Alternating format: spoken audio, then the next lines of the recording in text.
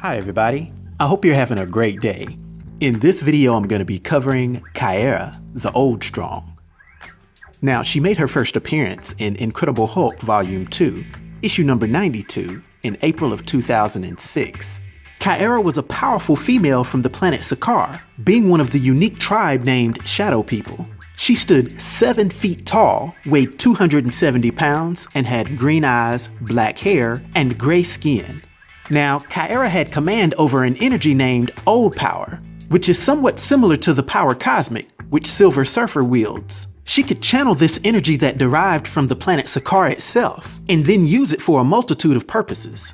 She has exceptional natural power, but this old power boosted her superhuman strength to the point that she could lift between 75 to 100 tons.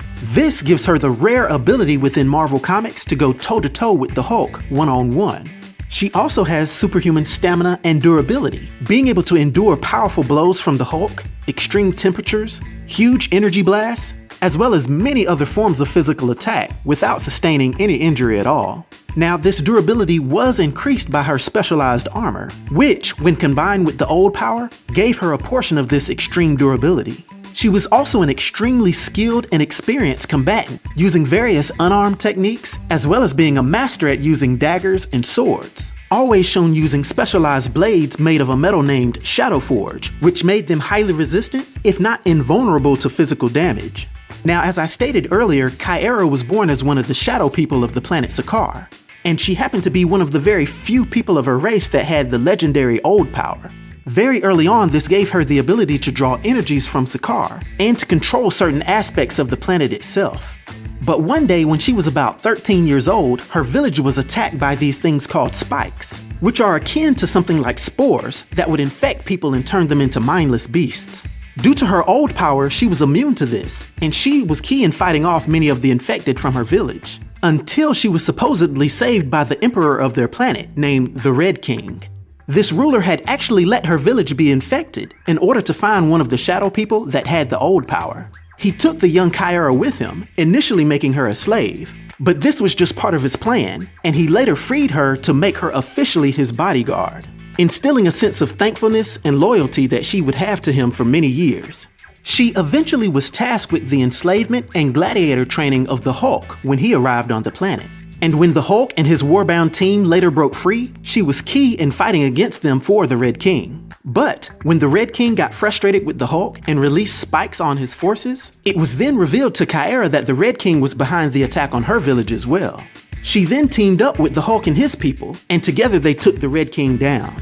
It was then that the Hulk became the new king of Sakaar, and while he was negotiating a new shadow treaty with the Shadow People, they wanted to make Caiera serve him as his bodyguard, just like she did for the Red King. But the Hulk refused, and seeing as how they had grown closer and loved each other, she ended up becoming his wife.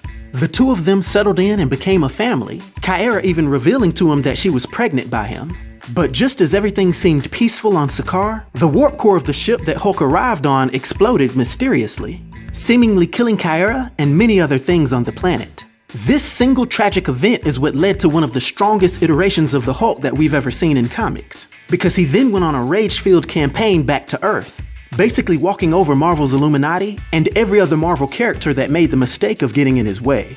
It was later shown that even in Caiera's death, she was protecting the one she loves with honor and nobility.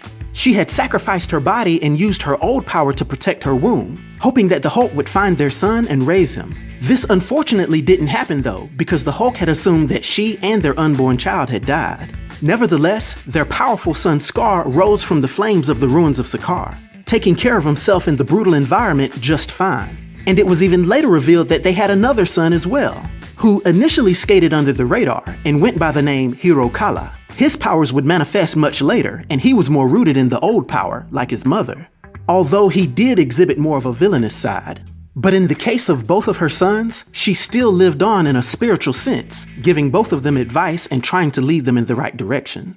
And it's for these significant reasons, as well as her powers and abilities and her further influence on the Marvel Universe, for my 1 to 10 rating, I'll give Caiera the Oldstrong a rating of 7, which is a master rating. I hope everyone enjoyed this video. I'll talk to you next time. Be sure to like and subscribe to The New Sage.